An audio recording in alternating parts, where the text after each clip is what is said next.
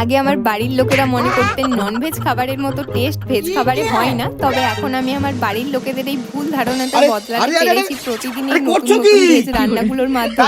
আর non veg বলতে আমি কিন্তু মেনলি মাছ, মাংস আর ডিমটার কথাই বলছি। তো আজকে আমি বানাচ্ছি চিলি সয়াবিন, যার জন্য প্রথমেই সয়াবিনগুলোকে ম্যারিনেট করে ভেজে নিয়েছি। অন্যদিকে অর্ধেক ক্যাপসিকাম, দুটো পেঁয়াজ আর কাঁচা লঙ্কা কেটে নেওয়ার পর একটা জায়গায় tomato sauce, soya sauce, chilli sauce, এক চামচ ভিনিগার, নুন আর গোলমরিচের গুঁড়ো দিয়ে একদম একটা পাতলা মিশ্রণ তৈরি করে নিয়েছি। তারপর তেলের মধ্যে পেঁয়াজ, কাঁচা লঙ্কা, আদা রসুন বাটা, ক্যাপসিকামটা ভেজে নেওয়ার পর তৈরি করে রাখা মিশ্রণটা দিয়ে সয়াবিনটা তুলে দিয়েছিলাম। মাত্র 2 মিনিট রান্না করে নিয়েছি।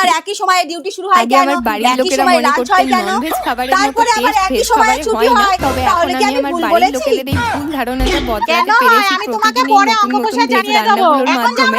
আর ননভেজ বলতে আমি কিন্তু মেনলি মাছ, মাংস আর ডিমটার কথাই বলছি। তো আজকে আমি বানাচ্ছি চিলি সয়াবিন, যার জন্য প্রথমেই সয়াবিনগুলোকে ম্যারিনেট করে ভেজে নিয়েছি। অন্যদিকে অর্ধেক ক্যাপসিকাম, দুটো পেঁয়াজ আর কাঁচা লঙ্কা কেটে নেওয়ার পর একটা জায়গায় tomato sauce, soya sauce, chilli sauce, এক চামচ ভিনিগার, নুন আর গোলমরিচের গুঁড়ো দিয়ে একদম একটা পাতলা মিশ্রণ তৈরি করে নিয়েছি। তারপর তেলের মধ্যে পেঁয়াজ, কাঁচা লঙ্কা, আদা রসুন বাটা, ক্যাপসিকামটা ভেজে নেওয়ার পর তৈরি করে রাখা মিশ্রণটা দিয়ে সয়াবিনটা তুলে দিয়েছিলাম। মাত্র 2 মিনিট রান্না করে নিয়েছি। বিশ্বাস করবেন না, আগে আমার বাড়ির লোকেরা মনে করতেন ননভেজ খাবারের মতো টেস্ট ভেজ খাবারে হয় না, তবে এখন আমি আমার বাড়ির লোকেদের এই ভুল ধারণাটা বদলাতে পেরেছি প্রতিদিন এই নতুন নতুন ভেজ রান্নাগুলোর মাধ্যমে।